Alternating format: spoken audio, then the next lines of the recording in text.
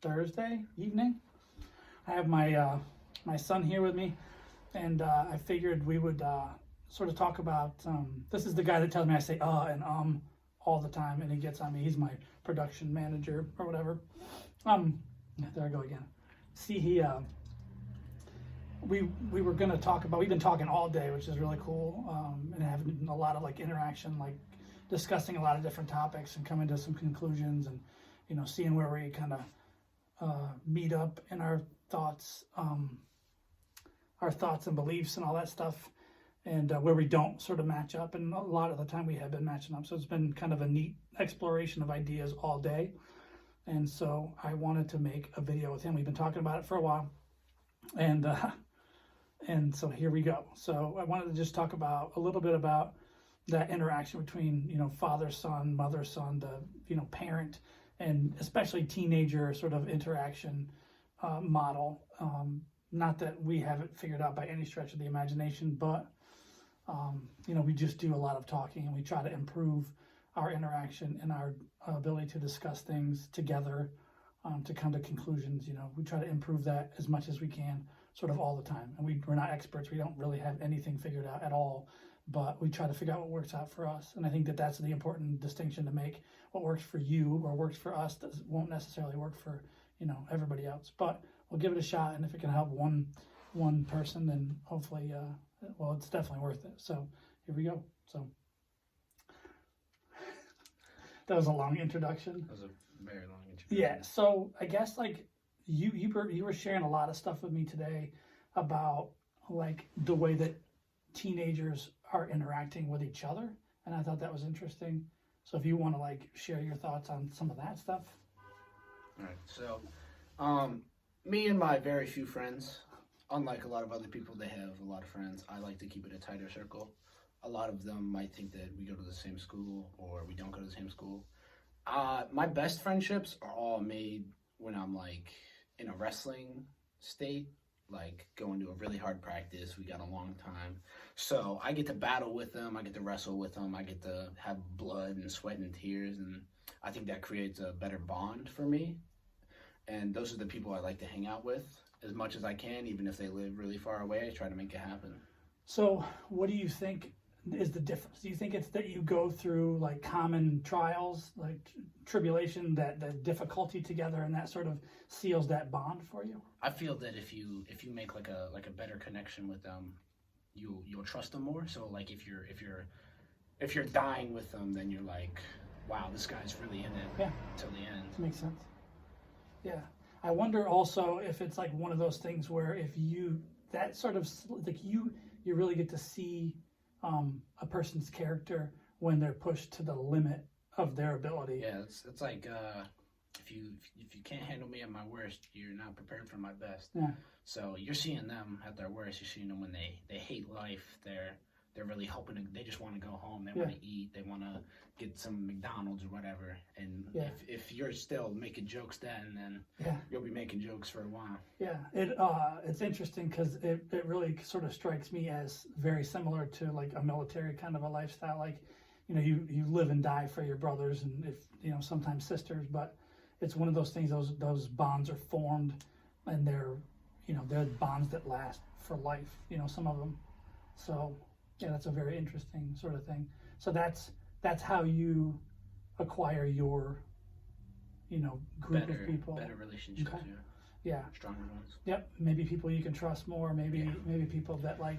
I come to them about all my problems. Like if I'm having a problem with somebody, or like me and this other kid aren't getting along, or I'm having a problem with my mom or my dad, and I don't want to talk to anybody, an adult or something. I go to my friend. I'm like, hey man, I'm having a problem. You help me out? And like while we're talking about it, we joke around, we make jokes. We're like, oh bro, what if I said that? What if I said this? Kind of ease the tension and stuff. Kind of make it feel better. Yeah. I wonder, like, I feel like I've always put you in a spot where you were going to be at a disadvantage. Like I always wanted you to struggle. We were talking about this today. The fact that I really wanted to make sure I didn't baby talk. I didn't do any of that stuff. And I've told both of my kids, from day one, that, the world doesn't care about you. The world, like, people do. People in the community do. It's a strong community. But in general, the world doesn't care about you. It'll squish you. It's an us versus them. Just that larger community of people, like the state of Texas doesn't care about what happens to me necessarily. I'm anonymous to them. And so, like, being on a smaller level, the smaller circle can be super valuable, I think. And like, it's the same sort of thing when you're acquiring the quality of people that you're surrounding yourselves with. I think that's super important. So that's sort of one thing that I always did was I made sure that they understood that they needed to be tough, they needed to be resilient, they needed to be challenged constantly, to sort of find their self-worth, to find out that they're daddy's champion in the end, and he hates when I say that. It's just a fun thing I sort of make fun of them with, but I think it's super important to challenge ourselves and our children and help them understand that, yes, people care, but a large group of people that when put to the test will absolutely turn on somebody else. And that's sort of one of those things we need to dial back and just be maybe more of a community kind of a thing where we're worrying about people that we know, worried about people that we see, and not worried so much about actors and athletes and all this professional, people that really have no bearing on our daily life. So yeah, anyways, kind of went off on a tangent there. Yeah, I don't know. What are you thinking? I don't know, man. A lot of people act like these athletes are, like their best friend, or that they're gonna listen to an athlete to make a choice for them. They feel like, if this athlete does this, maybe I should do that. But it's awful to say, but they're on a different level. They got lots of money, lots of whatever, like friends or whatever that means. But they got money, they got power, they can talk to people in high places, like the government. They can get in tied with that. Where you, as a person, you might not have as much money, not have as much like influence, but you got to make your own decisions. Don't let other people speak for you or make you feel like you need to do something because of someone else. It's all you. You're your own person. A lot of people were raised that they need to do this, and that, but everyone is their own person, and you need to pick what you like to do. Yeah, I think that's a good point to make. Like, we're making decisions based off of everybody else. Like, is it a thing where we're like? I think it's always been that way in this country, though, where like everybody like looks at Hollywood. Oh, look at I need to have this kind of handbag and this type of jacket and this whatever, and I need to be doing Pilates or whatever the hell, I don't know what they call it, yoga, whatever it is, and we're just so like, it's ingrained in us to like look up to people who have money, and they don't know who we are. Nope. They don't care about us one way or the other. They're doing things that are indicative right now of that fact. So, like I said, maybe a more simplistic approach would be a better thing to do. I think we started this kind of wanting to talk about that father-son, that parent-child relationship kind of thing. So what do you think? Yeah, and it's okay. Like, it's okay to get off on a tangent. I do that, and then I just rename the video whatever it was. Because, like, whatever. But, like, what do you think the biggest challenge with me is? I like, to preface this, I made a video about sporting expectations and all of my downfalls and all of my flaws with like too high expectations for your athletic performance and all of this stuff. And just to, the work equals the success kind of thing. And we adopted that together, me and you. And it ended up turning out good. It turned out really well for you. So that's an important sort of distinction to make. So you can talk about whatever you want to talk about. Like, I don't care. Space has always been like a big thing for me. I always like to like have my own time where I'm alone and I do my thing, and I'm like, whatever, I gotta clear my mind or anything like that. Yeah. You've been starting to get a little bit better with that. Mom's doing all right with it. Yeah. But I feel a lot of parents are always like on their kids' ass, and that's not always a good thing. Yeah. If you're like right up there and you're like, oh, you need to do this, you need to do that, you got to do this, I don't want you to do this or that, like that's going to influence them more to do something that you don't want them to do. It's like a negative reinforcement. Yeah. Yeah. And if you're on them all the time, then they're just going to be like, they're going to hate that thing no matter what it is. It could be homework, and like, yeah, that needs to get done, but let them go at their own pace. Sometimes they need that. Well, we were talking earlier too about the fact that like I was always I worked really hard to make sure that I got my points across to you and made sure that like I helped you understand what I thought the world was. And I was really bad about like kind of hovering and doing the helicopter thing, like, okay, well, don't misstep. And like one day I just sort of realized that like there's two things that like if I taught you right, if you were taught correctly, you're going to make the right decisions. You have a good heart or you don't, you know. And I did a video on like the language you learn, like the language of hate and stuff like that, of like hating yourself. But you know, understanding that sometimes like me questioning you like you're a fucking suspect. I just said that word. Like you're me questioning you like you're a suspect in some kind of a crime, which happens a ton with parents. Like, what'd you do? Why'd you do that? Who are you talking to? What's going on? And people are like will retract from that 100%. Because they hide things, then they're like, oh, well, I guess I can't talk to my parents about this because they overreacted about something really small. For sure, like they feel like that, and then they're like, I don't feel comfortable talking to my parents. You can't be honest. They won't talk to them. Yeah, and understand that, like, I think as a parent, like if I did a good job, like that's my thought. If I did a good job, you know, my work is going to show. And if I don't trust the job that I did, number one, I should be ashamed of myself because I should have done better.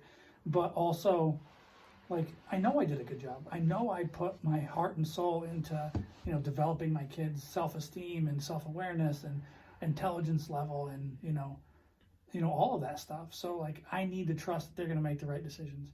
And they absolutely need to make mistakes, too. But if I can give them a head start and, like, which way to go, I think that that's a really important thing to do for any kid. So that's sort of things that I did on purpose. Also screwed a million things up along the way. But I just think that, like, in order to learn what you don't know, you have to push yourself into a space where you're not comfortable and you don't know. So I don't think challenging your kid is a bad thing. Like, and I like challenge them, but I also expected too much at certain levels. Like, I'm okay. Like, okay, you should be X and you're Y. You should feel this way and you feel that way. And like, I was always guilty, like absolutely guilty of like putting my expectation on both of you. And that's something that I've absolutely screwed up, and I've actually, learned a lot about that. And I'm definitely making corrections in that. That was a big one. That was the first one I wanted to talk about. But the second one is communicating. That was sort of part of that point was communicating. Like, if I go in there and question you with a flashlight in your face, you're going to clam up. You're going to be like, nope, I'm not going to. And that's what you were kind of speaking to.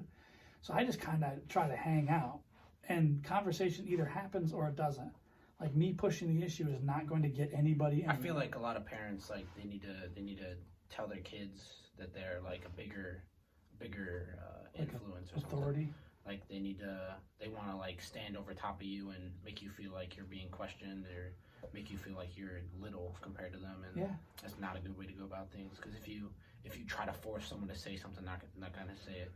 If you just come into the room and you sit down and you start a conversation with them, and you're like, hey man, like, establish rapport or whatever. What's going on with this? And look them in the eye, be at the same level. Don't stand while they're sitting, or don't make them sit down while you're standing. I think that's. What do you think of, like, do you think that comes from like for me, it was like sort of forgetting where I came from. And that was one thing that I always made a point when I was in the Army, is like, don't forget where you came from if you move up and do things at a higher level in the military service. Like, I just wanted to make sure that I was in touch with guys that were, new.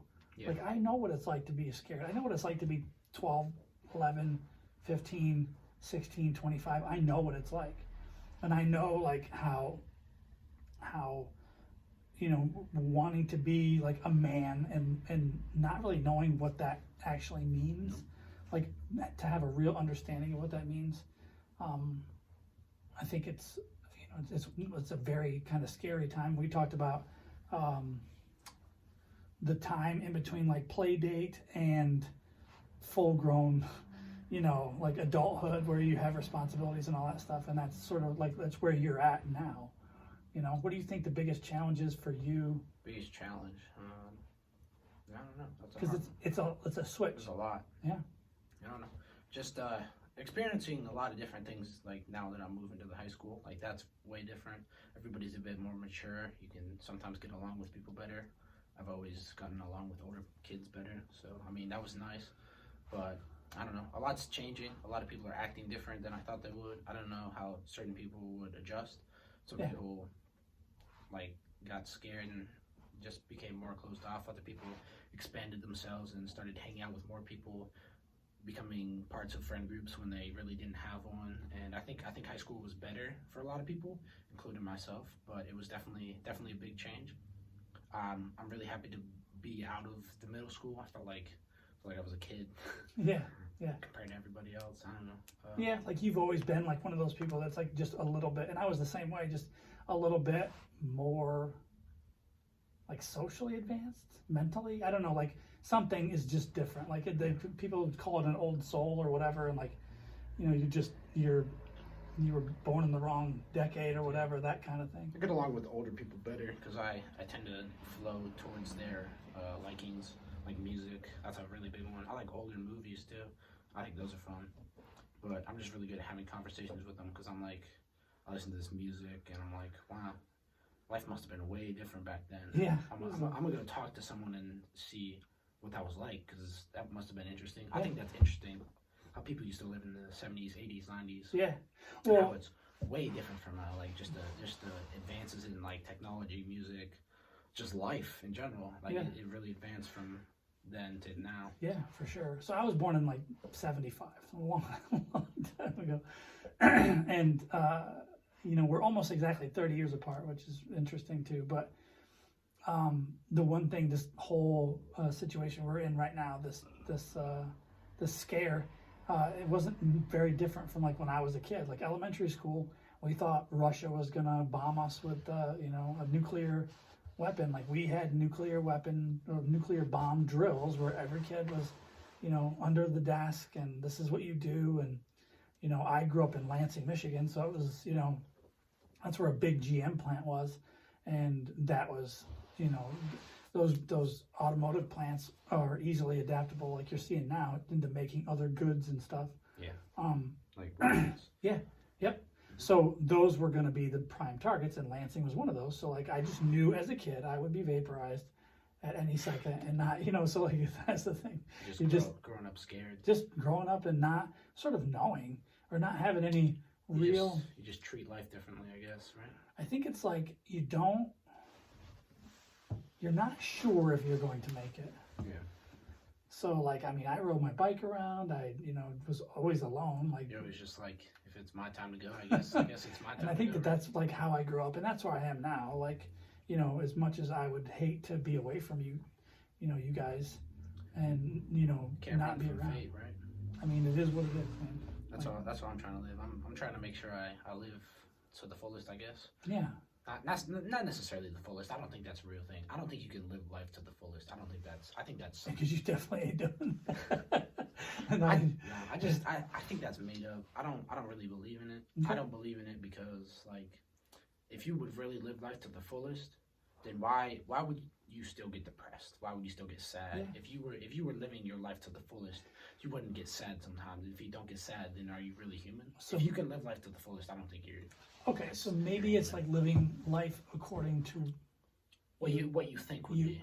So if you're a person that's like, I'm going to challenge myself, like we have friends that run half marathons and marathons. That ain't living life to the fullest for me. Those are crazy. Yeah, crazy. like I like my workouts and all that stuff, but like nah, I'm good. Whatever makes you happy. If you want to be so staying true to yourself, maybe.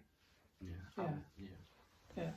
True to yourself, doing what you like to do. Be happy. Try not to be sad so much. I get it. There's gonna be times when you're sad, but everything's gonna get better, or it doesn't. And Yeah. then you just gotta keep working until it does. It might take a while, Yeah. but I don't think there's a need to just be sad all the time.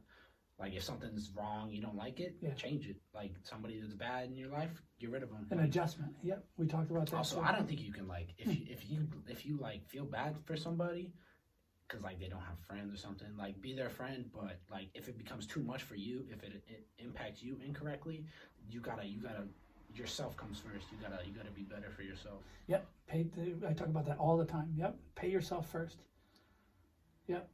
Yeah. Just it's an well, we talked about earlier too about people. They just focus on what can go wrong instead of looking at what's going right. Yeah. Right, we're super lucky. Like right now, we're not getting shot at. We don't live in a place that doesn't have food. You know, hopefully that never happens. But like, we're very lucky to be where we're at. Yeah. And this is just not a great time right now for anybody. But you know, things will change, and things, you know, historically get better. So we just got to keep moving. And you talked about kids in your classes that like have all these high aspirations, which is fantastic. But maybe their expectations are a little too high. And like they don't let themselves fail. They don't let themselves. Yeah, they're not used to failure. They're so set and high. They're living the high life. They're like, I can't lose. I keep doing this right. I'm doing this right. I get 100 on this test, and then they get like an 80 on the test, and they're devastated. Like that's all it took to break you down. Like you gotta build yourself a little bit stronger than that. You gotta have thicker skin. Yeah, that's what I think. A lot of people are getting like soft too. Weak for spirit. sure. Yeah, because their parents like they hide them from getting hurt and going through tough situations. Like they just don't get used to it, and then they get smacked in the face when they graduate college. They got to go find a job, and they get denied. Like that's it. You just got denied. You got to go find somewhere else. You got to pick yourself back up, and you got to keep moving. Yeah, and you don't want to get used to losing, but you need to be familiar with the feeling. You need to be. It really hurts, but 100%. But it happens. Yeah, all the time. And if you're not putting yourself in a spot where you're failing, you're not pushing yourself hard enough. The analogy I always use is with like them in their sports. Their wrestling is a big one for us. And I was I'm not anywhere near the athlete that my kids are. And I see the potential, and that's a lot of the problem. So I dial a lot of that back. But like for me was like, I want you to lose. Like I want you to be in a spot where you're uncomfortable, where you're, you know, being pushed and getting beat up. You got 50 losses and you still have a fantastic season, you know, at your age level, because I'm making you do things against kids that are 2 and 3 years older than you. That freshman year this year was tough for you. I survived. You survived. Somehow. Yeah. But it made you better. You're like a far better person because you were challenged that whole time. Now, when like we're talking about catastrophic events and I'm like, okay, when I talk to you about like, you know, what to do in case of emergency, like at the house or whatever, like you don't flinch. There's no back down. You're like, okay, got this. There's a sense of duty and a sense of understanding that when the chips are down, you're going to prevail. Mm-hmm. Like that's it. So can't run away in the face of danger. You can't. Gotta be ready to fight for yourself and your family. 100%. Yeah. People feel like they're protected because I don't know, they live in a nice community, or they're like, oh, these people we're all rich, we all got money, no one's gonna try to come get us. We live out in the middle of nowhere. Yeah. But you're not really safe anywhere. You gotta always be ready, always, all the time, because you never know what's gonna happen. Yeah, for sure. Something could go sideways one day, and then that's it. Like you're dead. Yeah, in the Army we used to call it sugar to shit. It goes from sugar to shit in a hurry, like in a hurry, and you're all of a sudden staring at a situation or a world that doesn't look familiar to you. So if you've never faced adversity before, if this is the first adversity that you're ever going to face, you're going to fold up. And you're going to look for that, you know, you're going to be, you know, doing negative sort of stuff there, right? So I think it's important to face that adversity. I think it's a really good thing to do. So. People don't really know what the world is like. I'm not saying I do either, but I know like there's a lot of bad stuff in the world. A lot of people want to go visit these places. It's like, oh yeah, I want to go to the Bahamas or Cuba or whatever. Like you get there and you're like, all right, this place is amazing. Why would people not want to live here? But if you look at it, like this part is like hotels and beaches and nice stuff, and then this part is all poverty, dead people, people that don't have food, people that don't have water, people that don't have money, and they're like they're dying. They're That's just the all truth. dying, and like, but you don't see that because you're protected from I it. guess that's a good analogy for like the whole world, though. Like these people are like they're Like, on. We live they're on- here. Like there's Europe, and then there's the United States and Yeah. Canada. Like those places are all nice, but you go to like Africa or South America, and like everybody is poor. Everybody's barely living. Like Like a lot of death, a lot of rape, a lot of murder, a lot of just like deaths, like suicide. Like there's a lot of bad stuff going on. Yeah, I think being grateful for sort of where we're at. That's hard to be grateful, you know, when People always forget about it. They're like, always forget. always forget. They're like, oh, but what about this person who has millions of dollars? They're Well, focused- they're the top 1%. They're the people They're that focused got on what they lucky and don't made have, it. Yeah. and they're not focused on what they're lucky enough to have, like have You a got healthy food, kid, you got food, you got water, you're living in a house, you got something to you entertain have yourself. health, yeah, You got friends, you got a lot healthy going for kids, you. yeah, all that stuff. So like, yeah, I guess part of that is just being grateful and learning how to be grateful instead of looking at what everybody else has. Like if you don't, and I talked about this before, if you don't have what you want, start making goals to Get it, go get it. Yep. So those are sort of life lessons. What do you think? Should we cut it? Yeah. So yeah, it was just a discussion that him and I have been wanting to have. You know, just kind of put stuff out there, get ideas out there, share some of our ideas. We don't have anything figured out. We're not experts. We're not, you know, here to tell you what to do or anybody what to do. But we're just sharing some maybe common problems and some common difficulties that both of us have faced. So I'll let you finish it out. All right. I hope everyone enjoyed this. We are trying to promote what we believe in. If you don't believe in it, don't watch it. If you don't like it, don't watch it. Yeah, well, hopefully, like a thing is, you know, we don't get picked on too much, and you know, we have pretty thick skin sometimes, but we're just kind of putting information